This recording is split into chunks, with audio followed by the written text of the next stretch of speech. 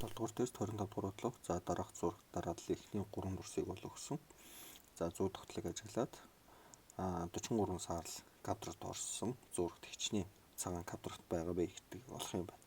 За тэгэхээр 43 саарл орсон квадрат гэдгийг бол эхлээд энэ эхний дүрс мөсөд дүрс энэ хоёр дахь дүрсээс бол саарлыг харуул ерөнхийдөө саарл бол энэ гадна талаар ингэж хүрэлэх юм байна те. Өөрөөр хэлбэл дээдлүүл хажуу талаар те. За тэгэхээр саарл маань яг хөө гэхээр ингэж хүрээлсэн гэж үзчихье те.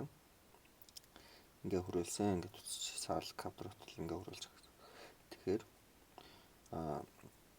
43 гэсэн учраас энд бол 1 тэгвэл ийшээ бол яг хөө гэхээр 21 саарл доошоо бол 21 саарл байна гэсэн үг. За тэгээд ийшээ бол энд бол яг хөө гэхээр тас хар квадратууд байх юм байна.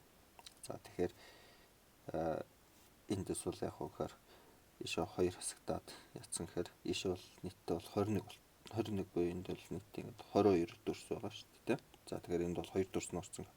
Ийшээ бол 20 дүрс болцсон гэсэн. За энэ тэгэхээр 20-ыг харьцах нь 20 гэдэг юм дотор бол цагаан квадрат байгаа гэсэн үг. За тэгэхээр 20-ыг үржих нь 20 буюу 400 ширхэг буюу B хариу.